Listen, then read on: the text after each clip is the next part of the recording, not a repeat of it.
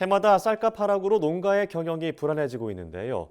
정부가 쌀 공급 과잉을 해소하겠다며 벼 재배 면적을 줄이는 조치를 올해 처음 추진하기로 했습니다.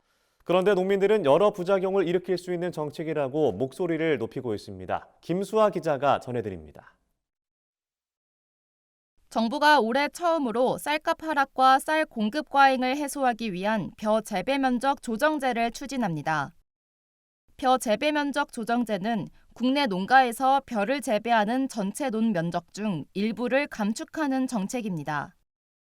농식품부는 최근 발표한 2025년 주요 업무 계획에서 이달부터 전국 벼 재배 면적의 11%에 해당하는 8만 헥타르를 감축하겠다고 밝혔습니다. 벼 재배를 줄여 쌀값과 농가 소득을 안정화하겠다는 취지지만 농민들은 이 같은 정책이 여러 부작용을 일으킬 수 있을 걸로 보고 있습니다.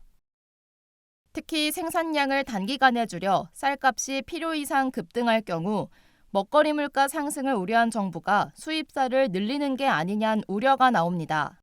생산량이 줄게 되면 당연히 쌀값이 오를 수밖에 없는 상황이 발생할 텐데 2020년도에 기상이변으로 해서 수까지 올라갔을 때 정부가 수입쌀 공매를 늘려가면서 가격 안정을 시도했었거든요. 그런 거를 봤을 때 가격이 올라갔을 때 정부가 개입을 안 한다라고 하는 신뢰가 부족하다라는 겁니다.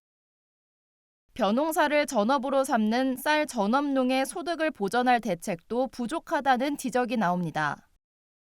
쌀 전업농이 벼 대신 다른 작물을 재배해 소득을 보전할 수 있어야 하는데 벼를 안정적으로 대체할 만한 작물이 없는 게 현실이란 겁니다.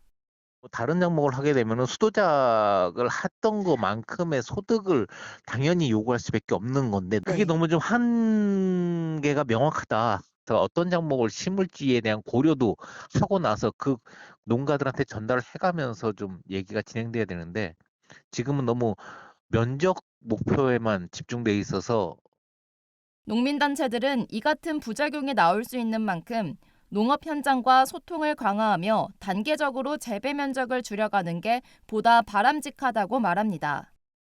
구체적으로는 정부가 매년 의무적으로 수입하는 수입쌀의 사용처를 변경해 쌀값을 안정화하는 게 먼저라는 목소리가 나오고 있습니다.